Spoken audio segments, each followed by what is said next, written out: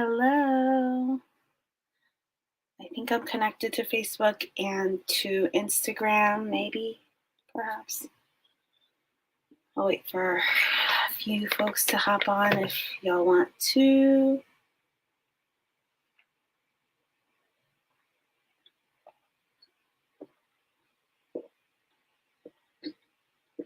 Y'all have this big water bottle that gives me encouragement to keep moving and to drink water every day.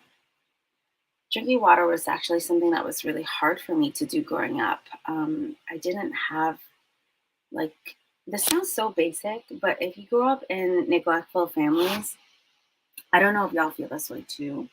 But if you're like me growing up in neglectful families, like your kids drinking water isn't something that you're going to kind of think a lot about. You're going to think about like basic necessities like surviving and your kids um, being like maybe you're not even thinking about your kids if you're like my parents. They're just kind of like self-absorbed because they're kind of like in their own world, and emotionally immature parents kind of like do that, right? They like kind of think about themselves even, and like really it's for, they say that they're like thinking about others all the time, which is so true.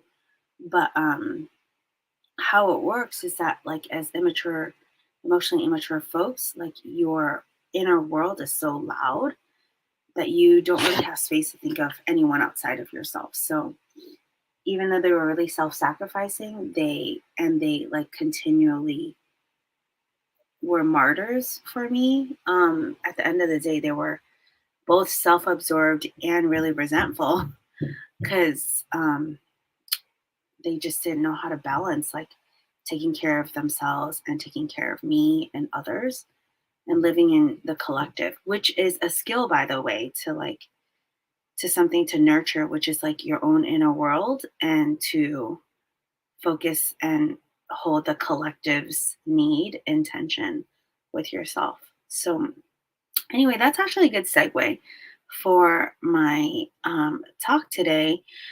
If y'all don't know this, I'm um, a mental health therapist turned coach, a business coach for entrepreneurs, Asian female identified entrepreneurs, or folks that are working in non entrepreneurial jobs like corporate jobs. But my focus is really on entrepreneurs, because the world is on our shoulders. The world of our business is on our shoulders. The burdens of our business is really up to us. And for me, being a solo entrepreneur for about 10 years now, like being in my mental health practice, as well as owning some property on the East Coast and here on the West Coast, I know how it is to like kind of like be on our own, doing things on our own, having it be up to us to feed our families or to like, um, in some people's cases, if they have employees, to make sure their employees are being taken care of. And that's like a lot, right? Like, um, me as a parent, I resonate a lot with what my parents struggled with, which is like holding their own needs in tension with other people's needs. And that's actually like a big theme of what we're talking about today. In my group coaching program is how do we do that? How do we hold the needs of the collective in tandem with ours? And in my group coaching program for Asian female non-binary trans entrepreneurs, what we do is we get to explore intergenerational trauma, historical trauma, institutional trauma, and how it affects our bodies, what burdens we carry as a result of all of that stuff, in addition to our interpersonal trauma with our parents, who were the direct microphones of external trauma. Like our parents were our first exposure to external trauma through their parenting, through their lack of parenting, maybe. And in my group coaching program, we work through how to basically grieve, accept, recognize, be aware of that imprint early on in our bodies and how we can show up as like the parents that we never had for ourselves and others. Um, in our specifically in our businesses so that our unconscious mind, our little wounded children don't run our businesses for us. So much of the time we don't even know this, but like our wounded self runs the business. The parts that we um, try to keep under wraps are not um, able to show up authentically, and they're being shoved aside. And protective parts are like running the show, the organized parts, the go-getters, the parts of us who are ambitious, are um, high performing, run the show at the cost of other parts of us who are like probably more quiet but also are really powerful. And if we don't tend to those parts as a cohesive, harmonious inner family, there are big consequences to that. One, which is burnout. That's a huge one. Like a lot of people who allow their high performing selves to run the show experience burnout because other parts of them are like, hell no, I'm not letting you run the show. And so my group coaching program allows entrepreneurs to not get burned out, to prevent burnout, and to really tend to their energy in a sustainable way for the long term by creating a harmonious family, the harmonious family that you never had. So I would love to invite you to click on the link in my bio that will take you to a questionnaire. And that simple questionnaire will then lead you to um, a booking page where you could book a phone call with me. And I'd love to talk to you about what your goals are and to share a little bit with you about my program and how we can work together and how we could make magic happen. Because that magic, if you learn this once from my program, it'll give you mileage for the rest of your life. Um, I right now don't work with males. A lot of males have wanted to work with me, male identified folks. And I'm willing to work with males, but more on a one on one basis or in a separate affinity group. But I really like to protect our feminine energy and our female identified non binary trans folks and kind of create like a really fun, small kind of group dynamic. So, my title of my live today is called I Just Can't Say No, is actually decreasing safety and how to increase safety instead. So, the first part of what I want to address is why do we believe that we can't say yes? Why do we believe that we have to always say yes to everything? Why can't we say no to a request, to someone wanting to spend time with us? Maybe maybe like as an entrepreneur, you're talking to a client and you're a potential client, you're like, I just want to I just want to say yes because I don't want to leave any money on the table.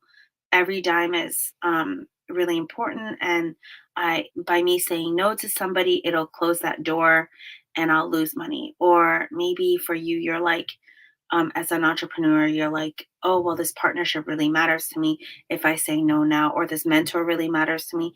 If I say no to my mentor will not really include me in the future.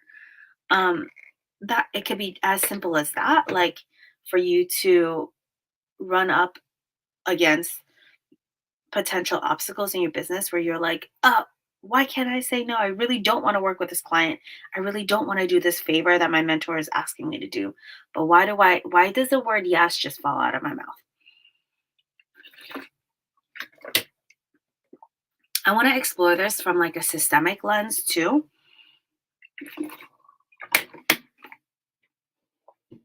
Like us Asian folks, we have experienced not only interpersonal trauma, but we've experienced historical trauma, institutional trauma, interpersonal trauma, and personal trauma. Um, So the first layer of it is historical. Why do we, as maybe a family or a culture, find ourselves like unintentionally being doormats? And something that I really want to destigmatize with this is and the reason why I go into like a systemic historical lens is for us to widen the window of compassion so we could see that what we're in right now is not just decontextualized. It's not a character flaw. It's not a personality failure. It's not like something that we are just like terrible at because we are inherently damaged. Um, but I really want to address like the historical piece behind this. If y'all have heard my previous lives, I'll say it again, but our bodies hold 14 generations of trauma in our nervous system. What that means is our ancestors have used, um, they transmit messages to us of healing, of love, of resource, as well as warning signs that things are not safe through our nervous system. So if you find yourself like kind of like surprisingly reactive to something, you're like, okay, why am I like all of a sudden out of nowhere reactive to something that feels so um like it doesn't make sense to react to? Well, that's part of your nervous system responding to something um, that has been deeply imprinted that your like ancestors are like, don't go here, don't talk to this person, don't do this. Sometimes it shows up in a way of like tightness. Sometimes it shows up in like discomfort. It shows up in a big feeling response. And if we think about our ancestors, for me, my ancestors experience a lot of like tribal supremacy and clan conflict. So I have my ancestors are from southern China. They're from Fujian province. But if you trace it back, Fujian folks are nomadic, and they're nomadic for a reason because they've been pushed out and pushed down. And so a lot of Fujian folks, a lot of my clans people. They're like the most widely dispersed people in the nation for in the world for like out of all the Chinese groups. And there's a reason for that. Like for us, we in our clans, this is only my guess, but in our clan, we were once we settled in an area, once we kind of like made home in a certain area, there were other clans that took over and overpowered that group, my family group. And we did not have an option to say no. We did not have an option to not be colonized. We didn't have an option to have boundaries. We assessed the situation, we're overpowered, and we had to run. Or if we stayed, we had to submit to being overpowered. We had to submit to abuse. We had to submit to the atrocities of colonization, which I won't go into, but y'all can use your imagination and guess what those are.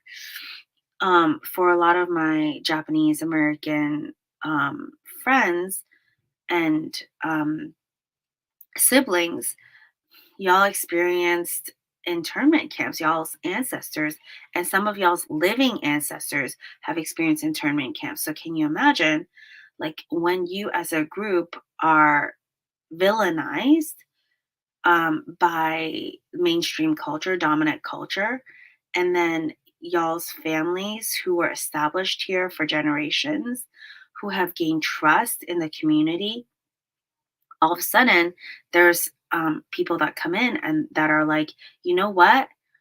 I don't trust you. You're a threat to us. You're the enemy now. And you need to go to these camps to get re-educated. Like, wow, if your ancestors said no to that, they would be killed on the spot.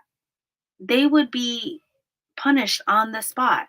They would be exiled on the spot. They would be dead on the spot. So when your ancestors have said no, um, I mean, it was a bind, right? If they said no, they were like sent to death. If they said yes, we are the enemies, they were still sent to these internment camps um, to be quote unquote re-educated. So I get, I want to bring in the historical picture because if we have our ancestors living in our bodies for 14 generations of them, their responses, their reactions to systemic oppression living in our bodies, why would it be so easy for us to say no?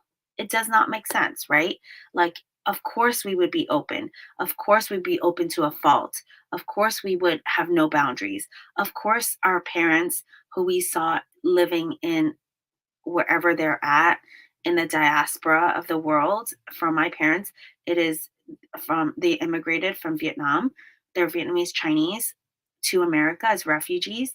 They had to say yes to being exploited when they first got here. They had to say yes to, um, they had to submit to a lot of abusive, exploitive systems that caused them to put food on the table eventually because they needed to a way to make ends meet.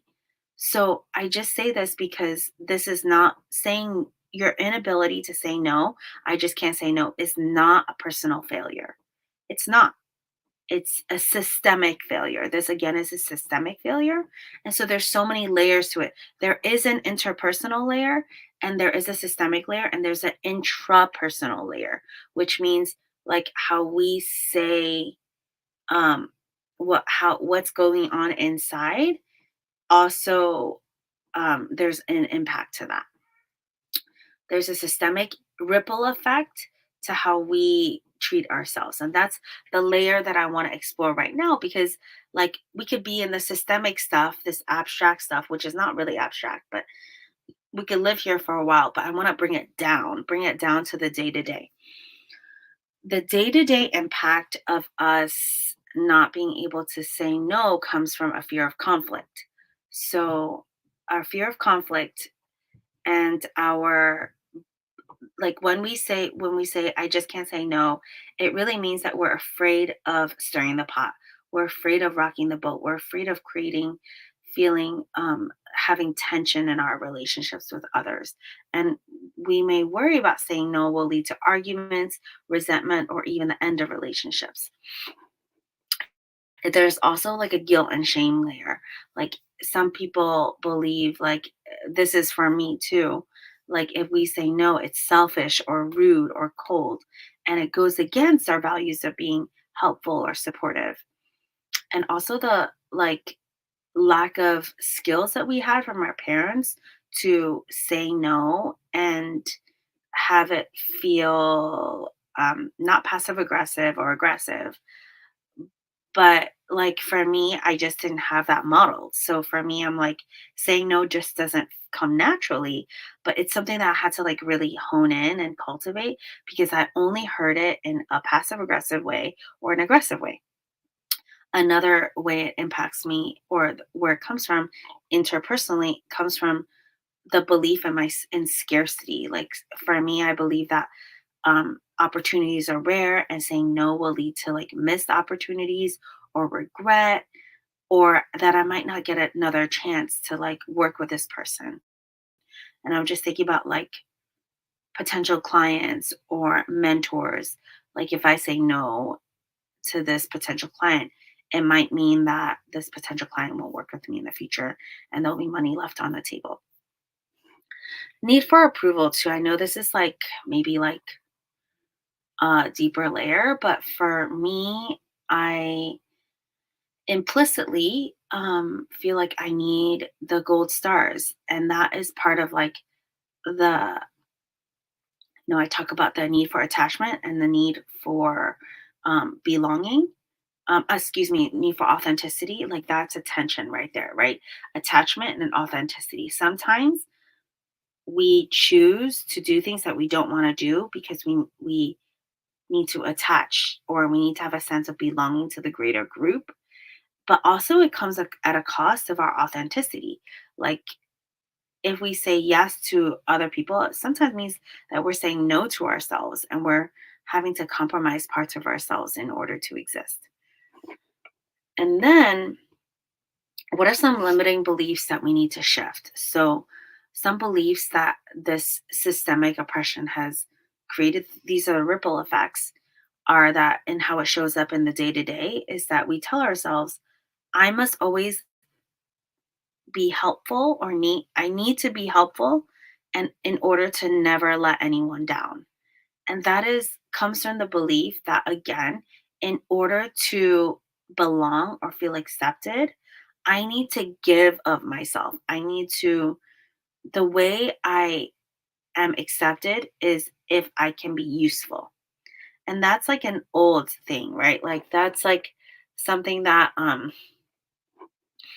you know, I think it's an intergenerational thing. It's like, if our people were seen as villains or as threats to whatever diasporatic country you're in, for me, it's America. You see a lot of like Japanese, like, folks that have been in internment camps, or as an alternative to the internment camps, were given a chance to join the army and fight against the forces that were at play in um, that world war.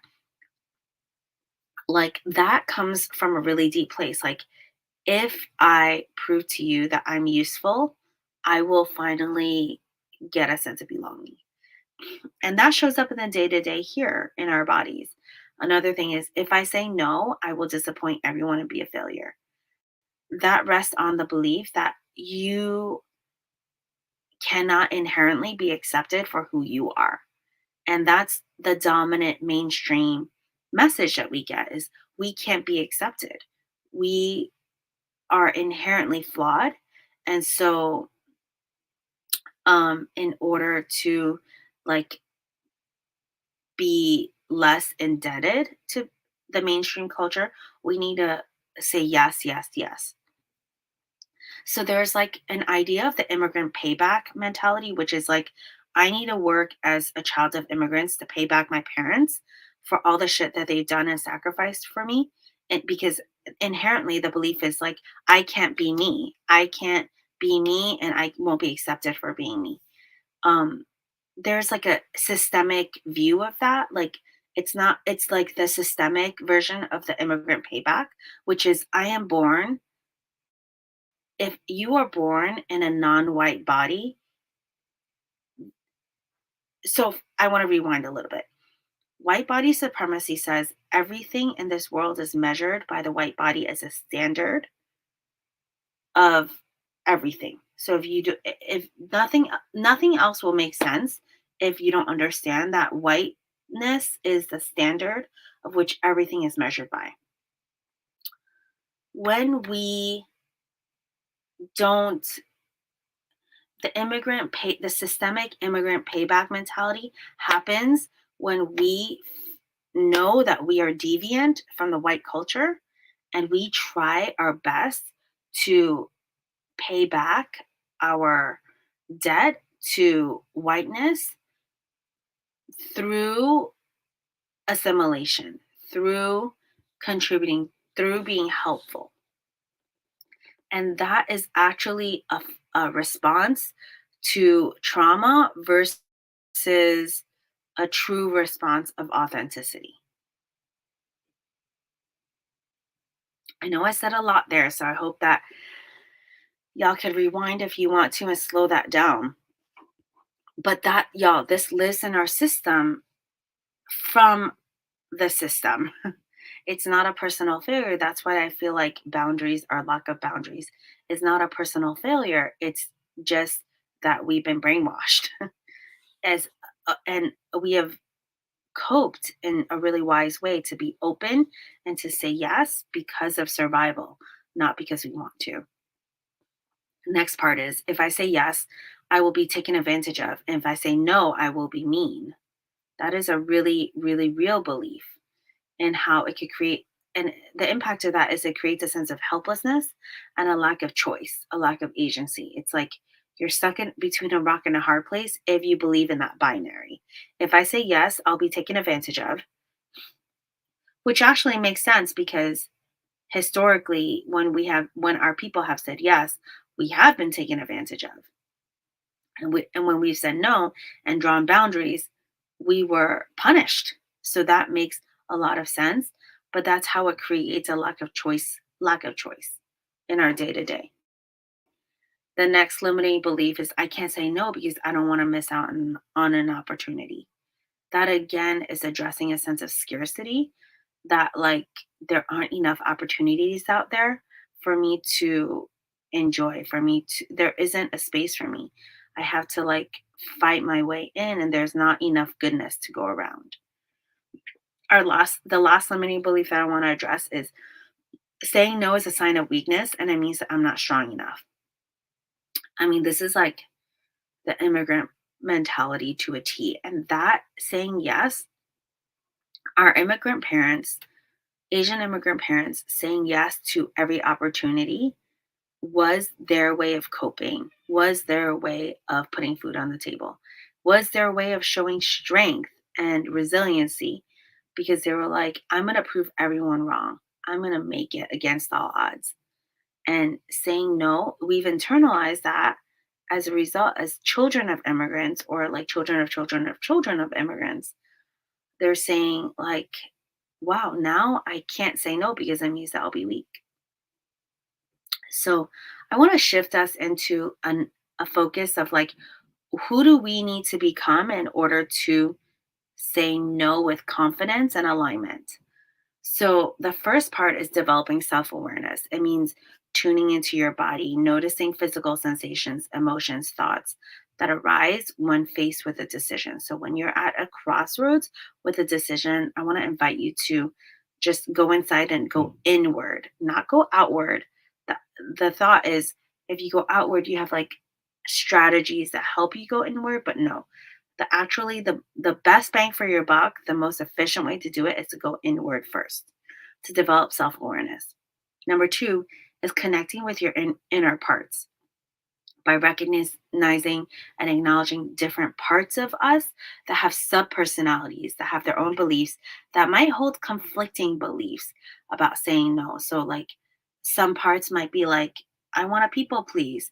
Other parts are like, I want to have boundaries. Some parts are like, I want to hustle. Some parts are like, I want to have rest. Like when we can connect with these different parts and develop relationships with each part and understanding its role and function in the whole system, then we can have like harmony in our parts. So there's less of a push and pull, and there's more harmony when we listen to all parts. Cultivating self leadership, and what that means is like becoming more self aware, connecting to your inner parts. And then when we do that, we can lead with greater confidence, clarity, curiosity, creativity, calmness, and we can, and ultimately compassion. So this helps develop the capacity, the self leadership helps develop the capacity to make decisions based on taking our all our inner parts into consideration rather than be swayed on like the loudest part that you have. The last part is like practicing self-compassion. And so this ties in with self-leadership because when we are in self-leadership, we are practicing compassionate like uh energy. When we practice and cultivate self-compassion, we can develop a sense of self-acceptance where we really see all parts of us are not bad, they're welcome, and they're able to show up and be here for us. Like we can all live together, all parts are here. There are no parts that are like needing to go hide or be in some corner and to be exiled. All parts are like welcome. And how can I help you with this? Like personally, how can I as a group coach, mental health therapist turned coach help you with? Well, this is the bread and butter of my group coaching practice, which is um to help us step into a place of self leadership, to help us to cultivate, hi, Vivian, all of our inner parts so that our inner parts can have harmony. And my group coaching program basically, so, hey, Vivian, I wanted to like do a quick recap. Is I talked about how to unapologetically say no and say yes when we are in alignment, out of a place of alignment versus a place of fear. And I went through like a lot of the reasons, the systemic and historical reasons why we don't say no very easily, and how intergenerationally there's like some stuff that's stuck in our nervous system that causes us to like consistently say yes when we really really want to say no, and that has to do with like survival responses from our ancestors, that they were probably colonized or like taken over by a different clan, and they needed to either run or flee or say yes and be overpowered and be subjected to a lot of abuse. So in our nervous systems we experience 14 generations of our ancestors nervous responses, and we have to make sense of it somehow. And when we're confronted with decisions in our day-to-day lives, those like residual ancestral responses are still in our bodies, but also like our personality, our sub personalities are also in play. And so the work ultimately is to have our ancestral residual responses and our inner parts, our inner like sub personalities, our inner children all work together harmoniously in self leadership so we can move with into our decisions, our difficult decisions as entrepreneurs, with a sense of alignment and a sense of confidence and a sense of clarity and a sense of curiosity and compassion and creativity. So, how my group coaching program does that is there's this like Disney short video of, and I saw it briefly. My client sent it to me a while ago, but it's this great video on, it's a short video, so it's about under 10 minutes. It's about how like when we're walking into parties, it's like a bunch of us, like we're seeing just like our individual selves in the parties, but actually what we that video is so cute. What it does is like the person takes off their jacket, and they have all these like little kids hiding in their jacket, and they're all like coming out to play. And so what I thought was really cool was a parallel to that is like, how many of us are mindful that we're made up of little kids that just are in us. And some people call it the subconscious, some people call it the shadow selves, some people call it like um the our sub personalities. Some people call those little kids our inner children. Some people call it different approaches call it different things. And when you go to these places like your workplaces or parties and you take off your jacket, how real is that like all these little kids are living under you, inside of you, but we're not aware of it. We're not acknowledging it. And actually, when we don't acknowledge these little parts of us, these like the ancestral parts of us that are in our system, and our wounded parts, but also like our manager parts who are like keeping us on task, our go getter parts who are like moving us forward in our entrepreneurial journeys.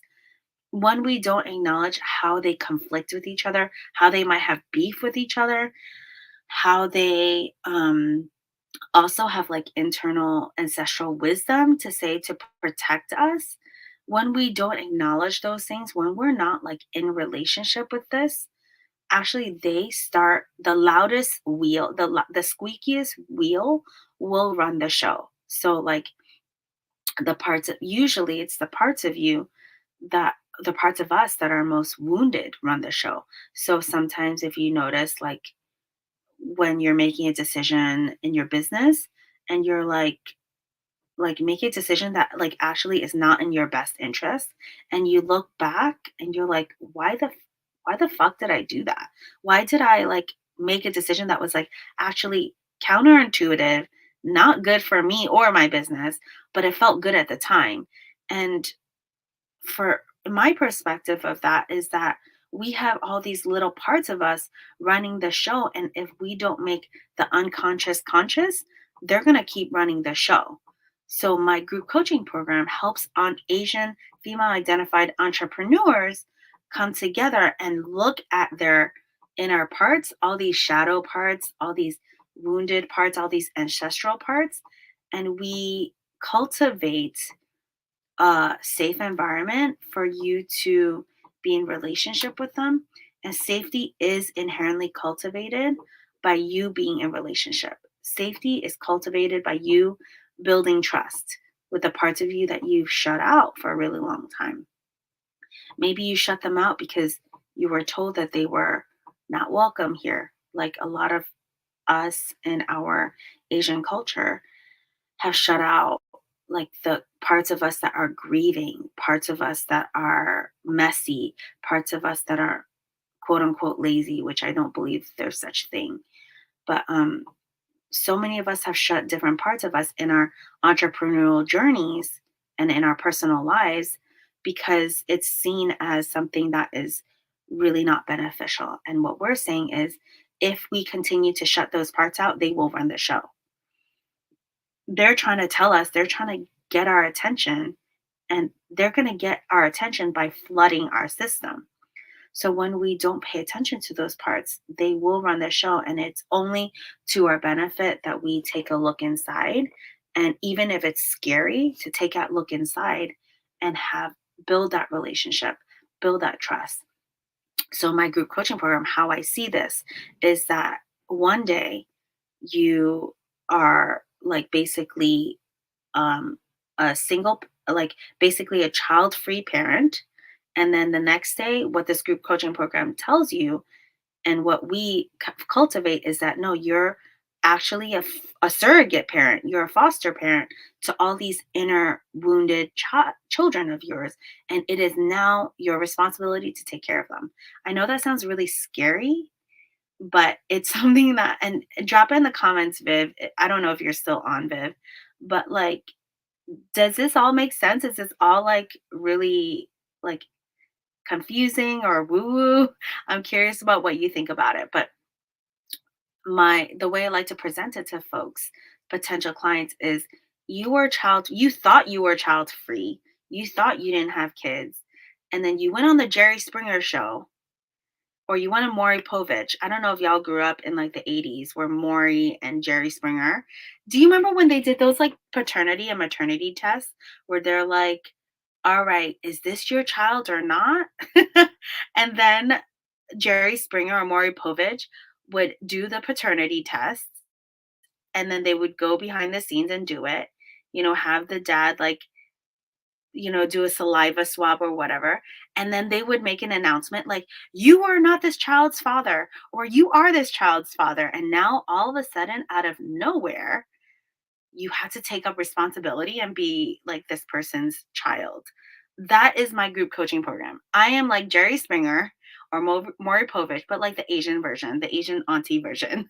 And I'm telling you, like, regardless of what that paternity test is and what the results are, you have kids, whether or not you like it. You have kids living inside of you. You have these independent parts of you that have their own beliefs, that have their own personalities, that have their own history. Are you laughing? Was that a good analogy? I felt like that was so good. I'm like, yay me. I just came up with that on the fly, by the way. And I grew up watching Jerry and Maury as my babysitter during the summers because my parents did not send me to summer camp. They didn't have any money for that. Anyways, that's a whole nother story for a whole nother day. But like when you wake up and you're like, holy shit, I am now responsible for all these kids living inside of me. It is both a very scary feeling and a very freeing feeling. It's extremely scary because you're like, I have trouble taking care of myself. That's how I felt before I had kids. I was like, oh my gosh, I can't even brush my teeth. I have trouble like making meals for myself, getting up at a certain time. Yeah, yes. Inside Out is very similar. It's a very similar motif. Yes. Um, and basically the idea is that, like, for me, when I realized that I had to take care of all my inner parts, I was like, I don't got a play gym, I don't got a crib, I don't got a baby carrier, I don't got bottles. How am I supposed to do this parenting thing? It is overwhelming. And I just want to tell you that my group coaching, but I want to invite you, Viv, and whoever's watching, to my group coaching program, because we're not supposed to do this parenting thing alone. We're not supposed to like parent our like biological or like external kids in isolation. And we're not really supposed to parent our internal kids, our little like shadow parts of ourselves alone either. And that's when it gets really trippy. When we do it alone, we end up like feeling like failures. We end up like feeling so much shame and helpless and powerlessness and flooded at times when like our kids like have big um reactions and have big tantrums. Oh my gosh, I remember when my oldest had her first tantrum, I was so flooded. I was like, what the fuck just happened? She just like flipped out over something so seemingly irrational. I was like, I just did not know how I felt like a failure. I felt like, like I don't know how to handle my kids' big feelings. And that is actually something that is like so true and so real as parents, is that we don't know how to handle our kids' big feelings. And you might feel overwhelmed handling your own kids, inner kids' big feelings. And I'm here to tell you that we can do this together. We can do this together as a group. We can do this together in solidarity. There's no judgment about your kids having tantrums. There's Because you know why? Because every kid that has a tantrum, I know parents be giving other parents side eyes in the playground and in supermarkets when they're like, "Why can't you get your shit together? Why can't you get your kids' shit together?" But in actuality, what I practice is a couple of things. What I tell myself is a couple of things. When I see other parents having kids with tantrums and when I have kids with tantrums myself, is I say these three things. I say, my kids are not giving me a hard time, they're having a hard time. Number two is all feelings are welcome and all feelings are communicating needs and messages underneath. So our job is not to judge, but to be detectors or detectives of what is going on underneath. And I forgot what the third one was, but it'll come back to me later. The first is they're not giving me a hard time, they're having a hard time. The second is all feelings are welcome. And I think the third might be like what is the underlying, oh yeah, every behavior communicates a need. So those are my 3 affirmations that I tell myself, and when my inner child is having a tantrum, I actually say that to myself.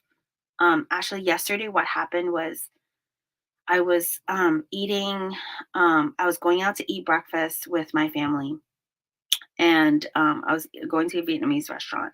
I posted it on my stories, like a picture of, like, a noodle soup that I ate, and, when I came we went to the parking lot, and my middle child was having a meltdown and she was like, I can't buckle my seatbelt in. She usually buckles it herself. And so I waited a little bit and I said, okay, what's going on, Geneva? And then when she's like, I need help buckling it in. I need help buckling it in. I went back to help her buckle it in and I did it for her. So I said, hey, look, we did it. We got it. And she melted down even more. And she was like, I didn't ask for you to help me, even though she did.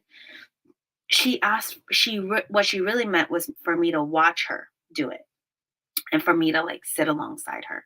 But what happened was, in response to that, my inner child that has been parentified, that has been caretaking, my inner caretaker was like, my inner caretaker had a tantrum when she had a tantrum. And so, for me, I knew because of my self leadership model that I've been exercising and practicing, I knew exactly what was going on. I was like, all right, My inner child is coming up. My inner caretaker, who's very, very young, is coming up. And she's in conflict with my middle child right now because my inner caretaker is big on perfectionism and doing as everyone says. So my inner caretaker is like, I take directions really well. I follow it to the T. And when I follow it to the T and check those boxes, I get the gold stars. When my middle child was like, "You are not doing this well. You did things in the opposite way of what I requested," even though I requested getting help. Her interpretation of that was, "I just want you, my help means I want you to watch me." And so when I didn't do all those things and I didn't get the gold star, my inner child, whoa, it went wild. So my inner child was like, "No, you gotta, like, I'm gonna flood your system." So for it was about 15 minutes. I was flooded. My inner caretaker, who's very young, was flooding my system. And it was causing me to like see my middle child as a competitor of love. And like she was in competition with my needs. So that my inner caretaker, when she floods the system, she sees all the other kids in my system, the external kids, as enemies, as competitors. And so when that happened yesterday, I was able to recognize it. It only took 10-15 minutes for me to go inward and connect with that inner caretaker and be curious about what was going on and just to like empathetically meet with it and just be like, hey, I need a moment. I will come back to you later. I need a moment to be with Geneva and I'll come back to you. And it just needed my attention and connection for just a little bit. And then I was able to like empathetically meet with Geneva, my external child, and to empathize with her, to apologize to her from a genuine place, not like from like a I need to repair this really quickly so that we can move on to the next thing kind of place. And so I wanted to like present that as an example because all of us have parts of us that are running the show in our entrepreneurial journeys. And I just want to normalize that this is a real thing that we all struggle with, like saying no and to allow the external needs be like held in tension with the inner needs. So if y'all want to apply to my group coaching program and learn more about how to cultivate this like inner parent self leadership, apply by clicking the link in the bio, filling out the questionnaire, scheduling an appointment with me, and we'll go through that step by step. Viv or whoever's on, do you have any questions about like what I was talking about? Connecting with inner parts, leadership, self leadership, inner parenting. I'll stay on for a few minutes to see if you have any questions.